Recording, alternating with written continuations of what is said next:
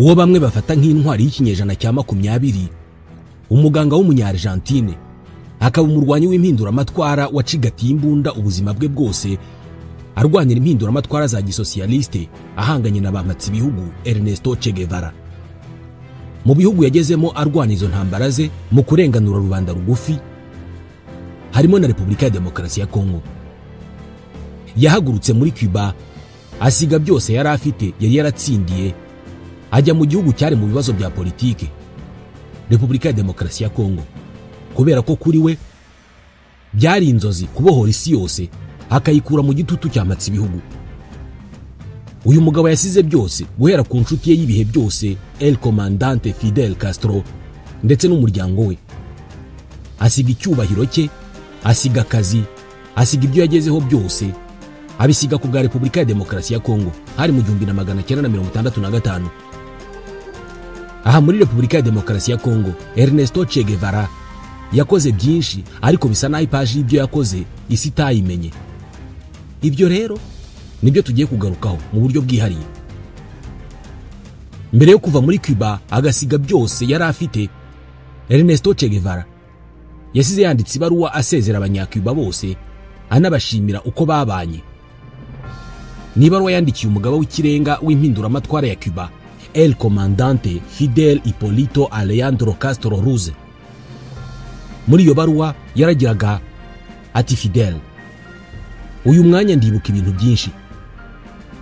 Ndibuka igihe nakumenyeye mu nzu ya Maria Antonia. Ndibuka igihe wansabaga kuza kwifatanya namwe n'ibihe byarimo umunaniro mwinshi mu myiteguro. Ndibuka umunsi umwe haje umuntu atubaza aho bakwiye kumenyesha igihe hari upfuye muri twe. Icyo ni ikibazo cyatwahuranije imitima, maze twese dutekereza ku kuri kwabyo. Nyuma twaje kumenya ko ari ukuri ko mu mpinduramatwara umuntu atsinda cyangwa se akahasiga ubuzima. Benshi mu nshuti zacu baguye mu rugendo rugana ku nsinzi.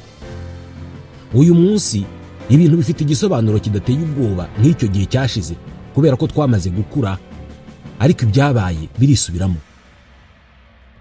Numva ko nakoze uruhare rwanjye mu nshingano zanjye zampuje n'impinduramatwara y'abanyacuba. Rero ndabasezeye, wowe, bagenzi bacu n'abantu bawe. Ubu nanjye babaye abanjye. Ku mugaragaro neguye kandi nsezeye ku mwanya nari mfite mu buyobozi bw'ishyaka, ku mwanya wanjye nk'umuministre, ku ipeti ryanjye rya gisirikare no ku bwene gihugu bwanjye bwa Cuba. Nta kintu na kimwe cy'amategeko kikimpuza na Cuba, keretse isano karemano idashobora gusenyuka. Iyo nsuzumye ubuzima bwanjye bwashize, numva narakoze akazi kanjye mbikunze kandi nta buryarya, kugira ngo dutere imbere nyuma y'intsinzi y'impinduramatwara. Ikosa ryanjye rikomeye gusa nuko ntigeze ngira ukwizera gukwiye kuri wowe guhera mu minsi ya mbere muri Sierra Maestra, kandi sinabashije kumenya vuba ubuhangange bwawe nk'umuyobozi n'umurwanyi w'ukuri. Nabaye mu bihe by'igitangaza igihe nari iruhande rwawe. Nishimiraga kuba ndi kumwe n'abantu bacu mu minsi yabaye y'insinzi, ariko ni yari babaje cyane mu kibazo cy'ibisasu bya za misile z'abasoviete. Nabwo nishimiye kubana namwe. Abayobozi b'ibihugu bake nibo bagaragaje ubuhanga nk'ubwo wagaragaje muri iyo minsi. Ntewe ishema no kuba naragukurikiye ntashidikanya, ndetse no kuba narahuje n'ibitekerezo byawe ndetse n'uburyo wemera amahame y'ukuri. Ubu ibindi bihugu by'isi birampamagarira gufata inshingano nshya zo gutanga umusanzu wanjye. Jewe nshobora gukora ibyo wowe udashobora gukora kubera inshingano zawe nk'umuyobozi wa Cuba, kandi igihe kirageze ngo dutandukane. Uzi neza ko mbikora mfite ibyishimo n'agahinda. Mpagaze hano nihariye inzozi zanjye nk'umwubatsi w'igihugu n'urukundo mfitiye abo nkunda cyane. Mpisemo kugenda, ariko nsize abantu banyakiriye nk'umwana wabo. Ibyo bibabaza igice cy'umutima wanjye. Gusa ngiye mu zindi ntambara z'ukwemera wanyigishije, roho y'impinduramatwara y'abantu banjye, no kumva ko mpanganye n'inshingano nyinshi cyane. Kurwanya politike zampatse ibihugu aho zaba ziri hose nibyo niyemeje. Ibyo bimpa imbaraga kandi birasiba ibikomere byose. Ubu Cuba nta nshingano ikimfiteho usibye izituruka ku rugero rwayo.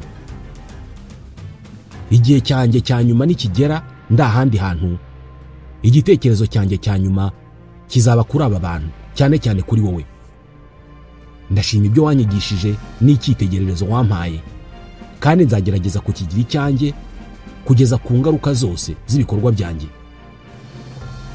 Nagiye nisanga njyana n'imigambi mpuzamahanga y'impinduramatwara yacu, kandi nzakomeza kuba ntyo.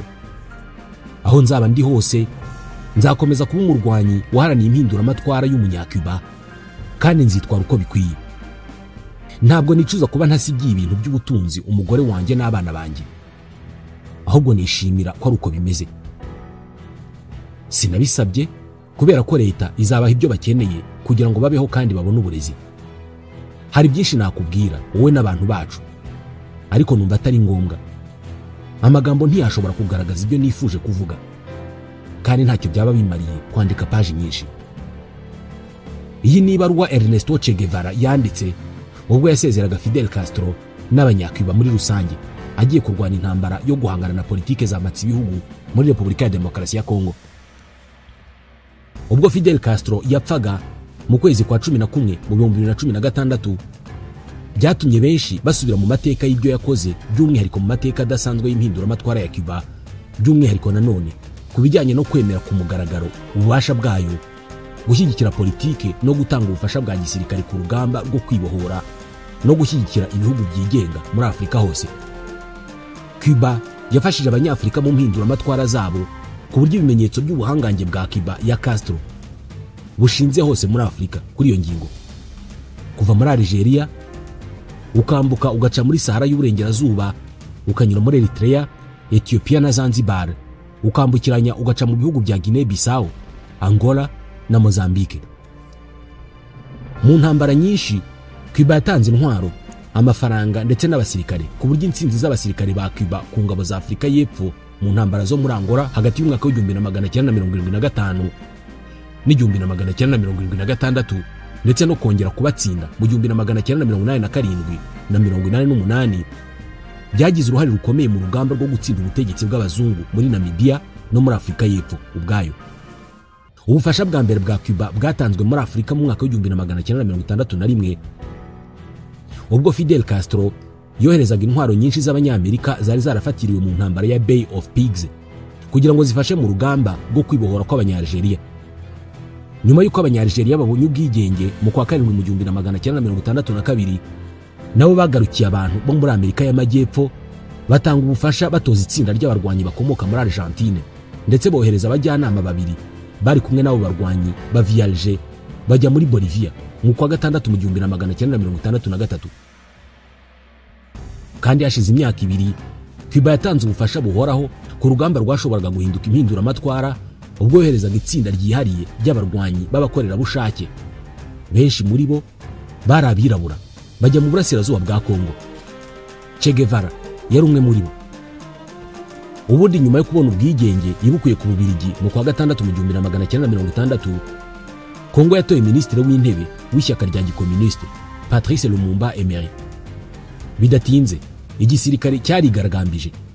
Intara ya Katanga ikungahaye ku mutungo kamere iyobowe na Moise Chombe itangiza urugamba rwo kwigenga ikiyomora kuri Kongo.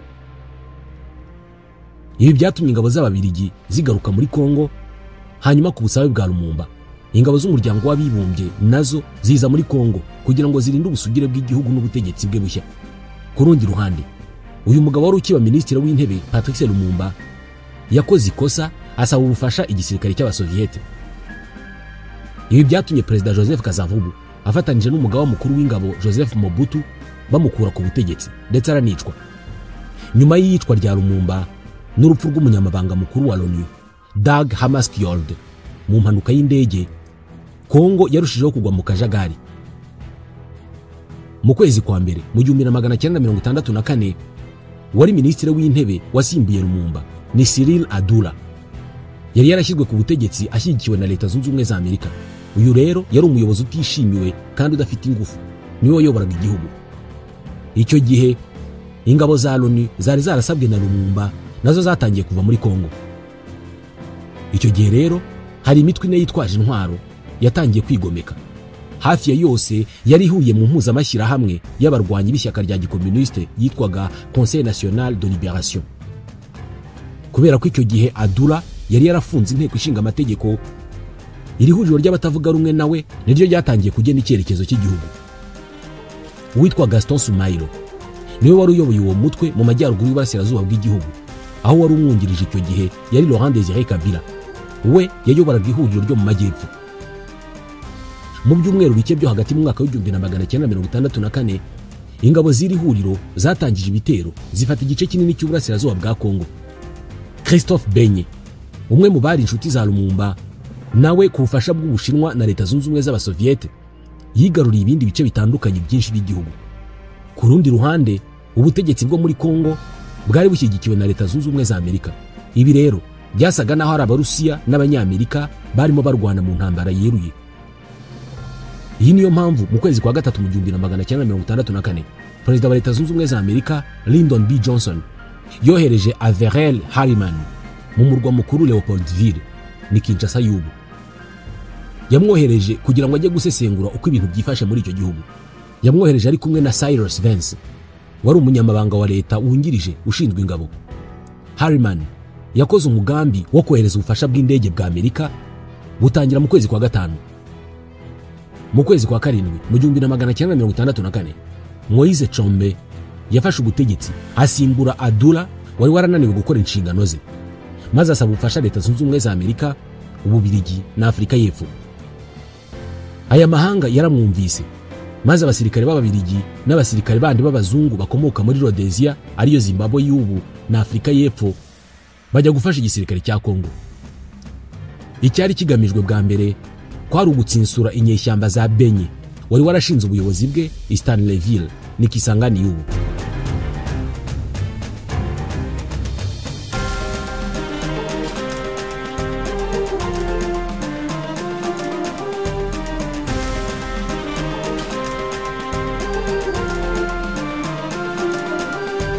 Mu kwa 11 mu 1964 Ubwongereza bwinjiye muri iyo ntambara, butanga uburenganzira ku ndege ya Leta Zunze Ubumwe za Amerika bwo gutwara abasirikare b'Ababiligi baturutse ku birindiro by'Abongereza byitwa South Atlantic Base, byari biherereye ku kirwa cya Ascension.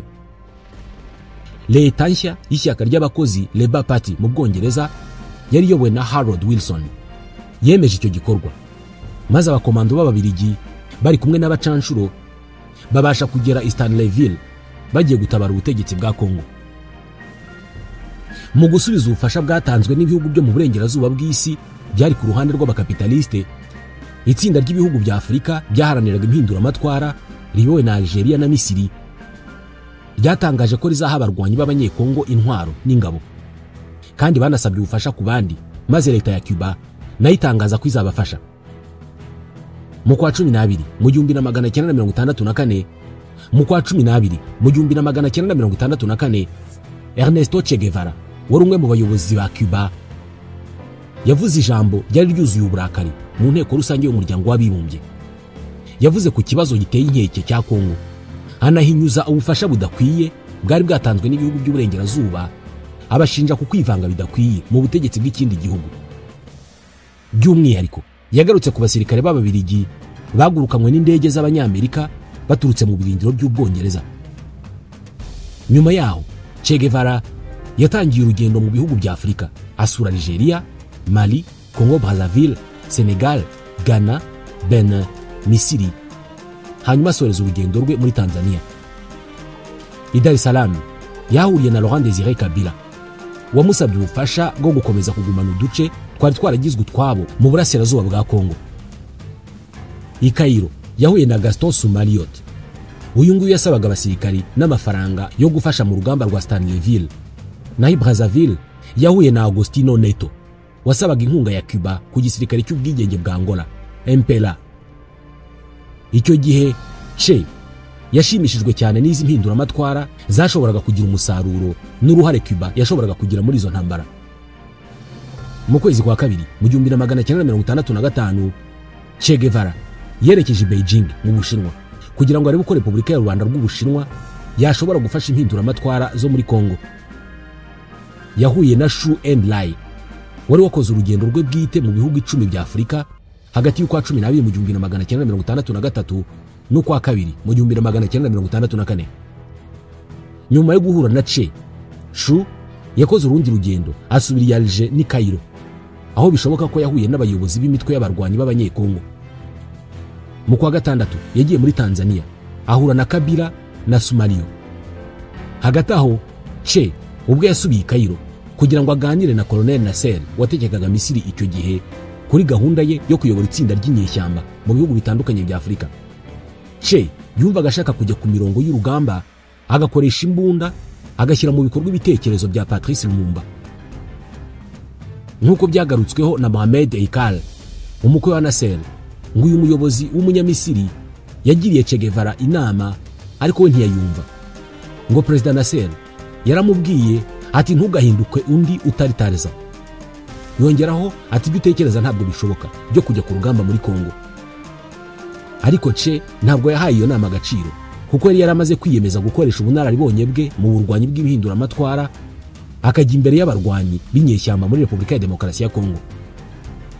Icyo gihe yasubiye muri Cuba yakirwa na Fidel Castro. Iki ni nacyo gihe cya nyuma aba bagabo bombi babonanye mu ruhame. Nta kindi gihe bombi bagaragaye mu ruhame kugeza Che apfuye nyuma y'imyaka 2 n'igice aguye muri Bolivia.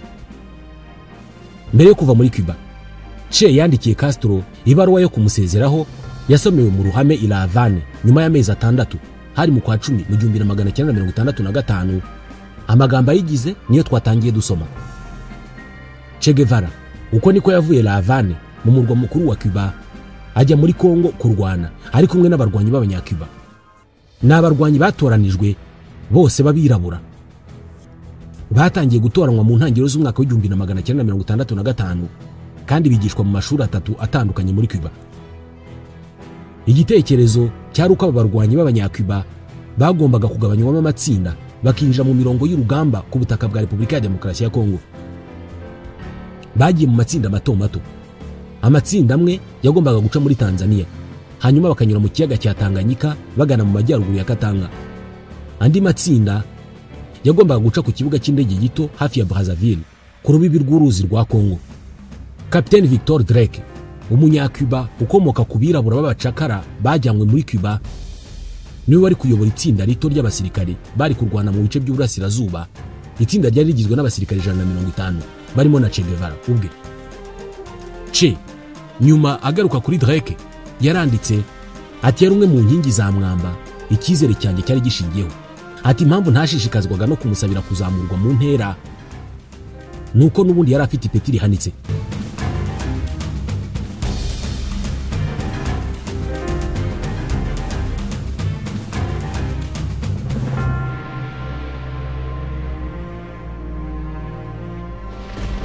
Ku rundi ruhande, Jorge Risque Valdez Santana, umwe mu bari bagize komite nyobozi ya Parti Communiste ya Cuba, yari kuyobora irindi tsinda ry'abarwanyi ryahawe izina rya Patrice Lumumba Battalion. Byose bimaze kujya mu murongo ku itariki ya mbere y'ukwa 4 mu 1965 nyuma y'inama na Fidel Castro ku birindiro by'abarwanyi muri Havana. Che n'itsinda ari kumwe naryo nibo babanje kuva muri Cuba bafata indege iberekeza Moscow mu Burusiya, hanyuma bahava bagana Cairo bakomereza Dar es Salaam muri Tanzania. Ambasaderi wa Cuba muri Tanzania Pablo Rivalta ubwe niwe wakiriye Che n'abasirikare be ku kibuga cy'indege kiri hanze ya Dar es Salaam. Che yari afite impungenge zo kugera muri Tanzania mu buryo buzwi na buri wese kubera ko ngo byashoboraga guteza ibibazo, cyane cyane ko ayo makuru yari kumenywa na CIA yamuhigaga. Ariko icyo gihe abanyamerika bari bamaze guhamagaza ambasaderi wabo muri Tanzania ndetse bari bahuze.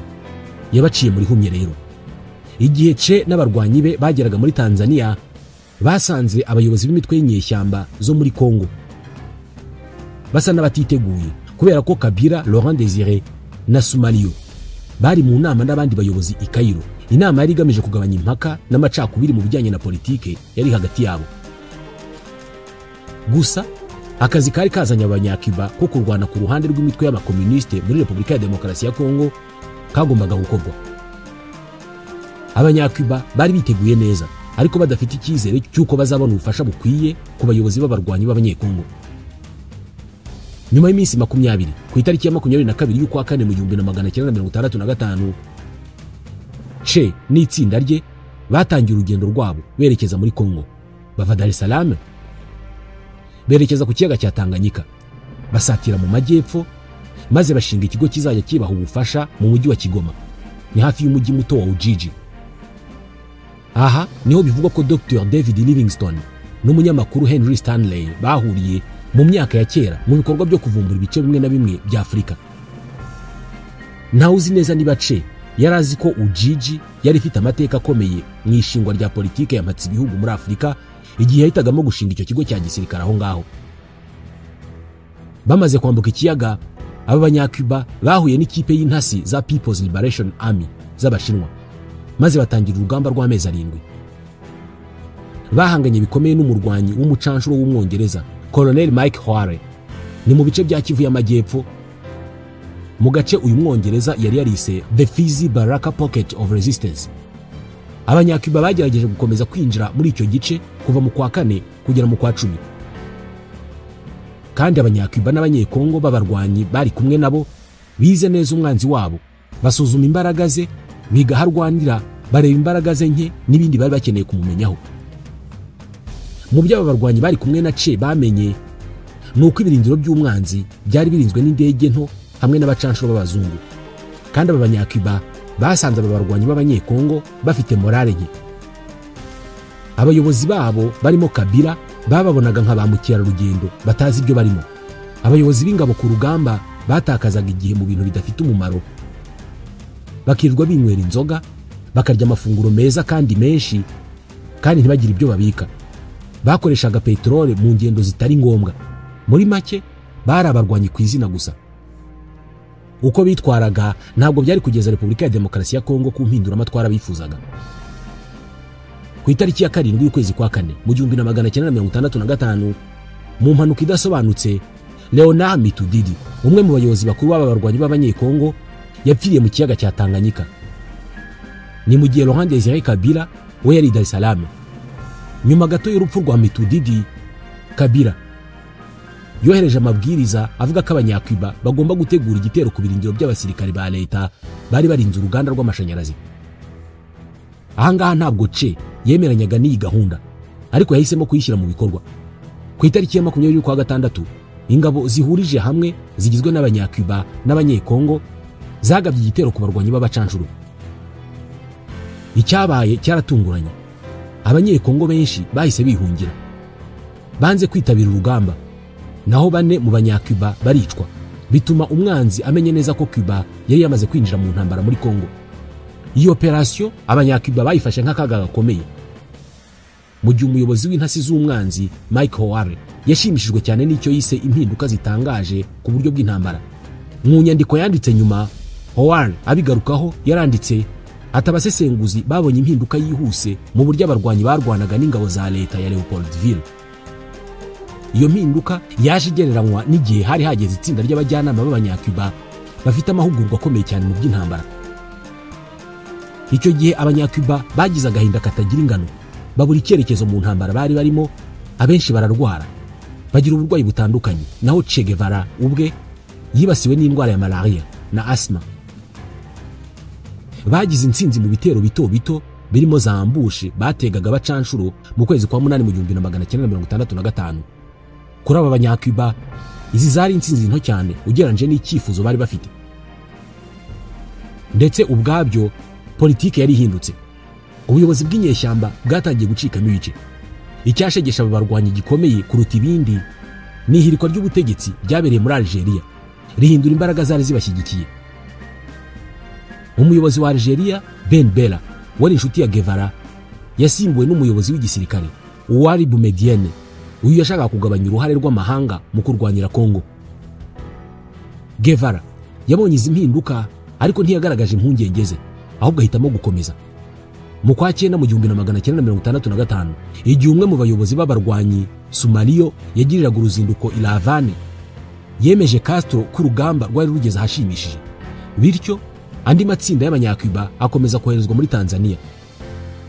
Umuyobozi w'abacanshuro Ouari abigarukaho yaranditse ati abarwanyi bari batandukanye n'abo twari dusanzwe tuzi, baje bambaye imyambaro ya gisirikare myiza, bakoresha amayeri y'intambara, bakurikiza amategeko yo gukoresha amajwi n'ibimenyetso bihishe. Ati byagaragaraga ko bafite abayobozi bahawe imyitozo ihagije ya gisirikare.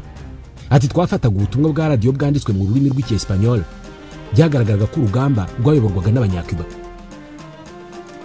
Mu kwezi kwa 10 mu 1965 abanyakuba n'inyeshyamba bafatanyaga z'abanyekongo batangiye kugira ibyago byinshi. Ingabo za leta ya Kongo zari zishyize hamwe n'abacanshuro b'abazungu mu kwigarurira ibice bari baratakaje. Che yasubiye mu kigo cyabo gikuru ateganya kwihagararaho igihe kirekire, ariko ibintu byahindutse vuba cyane.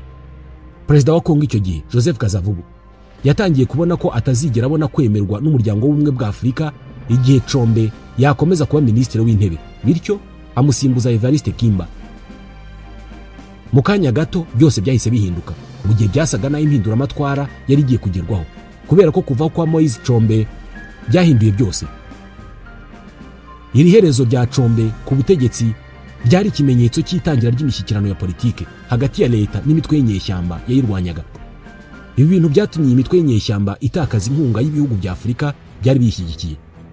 Ku itariki ya 23 y'ukwa 10 mu 1965 Joseph Kasavubu wari perezida wa Kongo yitabira inama y'abakuru b'ibihugu bya Afurika yabereye Accra iyobowe na Kwame Nkrumah wa Ghana. Icyo gihe Kasavubu yavuze ko inyeshyamba zari zirimo gutsindwa kandi ko yaragiye kohereza abacanshuro b'abazungu iwabo. Umuyobozi w'abacanshuro Michael Ware bakundaga kwita Mad Mike acyumva iryo jambo rya Kasavubu yahise ajya Leopoldville ahura na Mobutu. Agaruka ku buryo yamubonye, Michael Ware yaranditse ati General Mobutu yararakaye cyane, ntabwo yari yabanje kubimenyeshwa ndetse yarababaye. Ako kanya minisitiri w'intebe mushya Evariste Kimba Mwondo yasabye gutanga itangazo risobanura ko nta mucanshuro uzataha iwabo mbere y'uko Kongo igarura ituze burundu. Ku rundi ruhande Che nawe yari mu bibazo by'izi impinduka za politike. Ku itariki ya 11 mu 1965 yakiriye ubutumwa bwihutirwa buturutse Dar es Salaam bumubwira ko leta ya Tanzania yafashe umwanzuro wo guhagarika urugamba rw'abarwanyi b'abanyakuba. Perezida Nyerere wari uzi neza amakimbirane yari mu buyobozi bwa Kongo ndetse nahangayikishijwe n'ingaruka zayo, yumvaga nta yandi mahitamo afite. Mu byumweru bya nyuma by'intambara, Guevara yatekereje kuguma aho ngaho ari kumwe n'abarwanyi 20 batoranyijwe neza, agakomeza urugamba kugeza igihe inyeshyamba zisubiraniye imbaraga cyangwa se igihe amahirwe yabo yari kubarangiye burundu. Yasabye ubufasha mu Bushinwa, maze Xu Enlai amugira inama yo gukomeza kubaka imitwe y'abarwanyi ariko atagombye kujya ku rugamba ubwe. Che yagize igitekerezo cyo kugenda n'amaguru akambuka Kongo kugira ngo ajye gufatanya n'ingabo za Mulele zarahitwa muri Kwilu, ariko nta nkunga yabonye kuri icyo gitekerezo cy'ubwiyahuzi.